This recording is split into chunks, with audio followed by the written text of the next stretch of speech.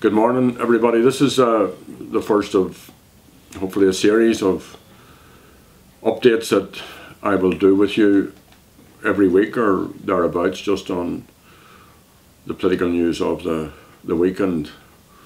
This morning I'm very minded that this is the anniversary of the death of Pat Finucane, the murder of Pat Finucane. And of course the British government are in breach of an international agreement with the Irish government that they would hold an inquiry into this dreadful event, and they haven't done that. Famously, they have moved away from that. But they have been empowered to do that by the pathetic attitude of our own government. Contrary to the Oireachtas all-party motion on the issue, contrary to the very diligent and brave campaign by Pat's wife Geraldine and their children, the government have stayed stum, and they need to actually put in place, and today would be a good day to start, put in place a genuine campaign to persuade the British to do their duty. A genuine campaign which draws upon the strength of the Irish diplomatic services and other influences, not least our friends in Irish America. I raised this issue with the British Prime Minister during the Stormont talks in the presence of the Taoiseach.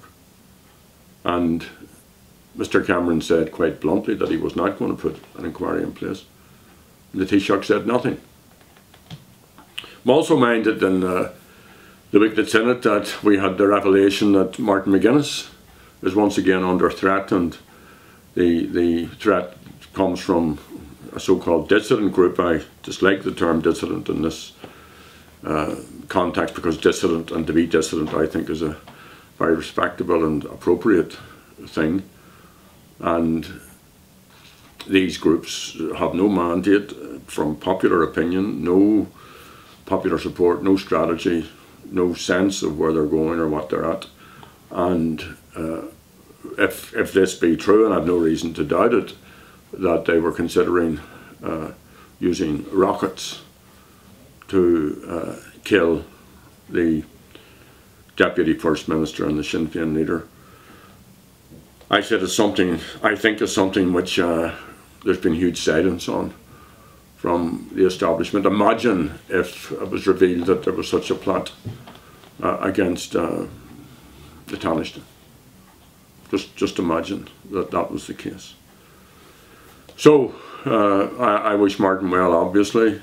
He's well used to living the life that he lives, but one should not underestimate the effect this has on family members and spouses and all of that, and I'm sure that everyone will stand with him in the time ahead. It's also a week in which we launched, at least within the week, we launched Sinn Féin's 1916 Centenary programme.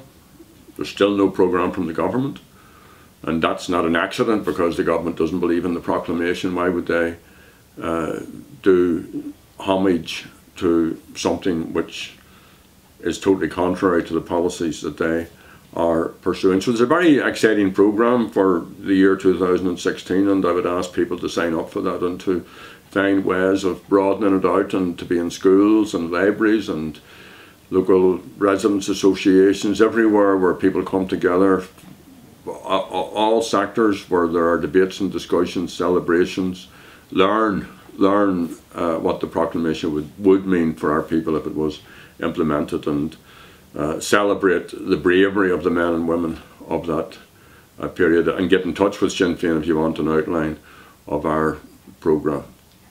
And one government policy which came to the surface this week was its failure to deal with the elites except in a compliant way, and that was with the HSBC revelation. The government had been aware of this for some time.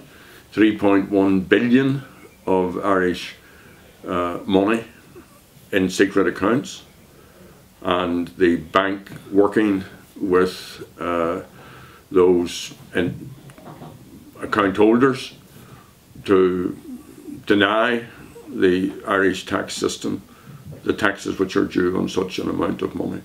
And picture that, or compare that with the early morning arrests of anti-water tax protesters and campaigners.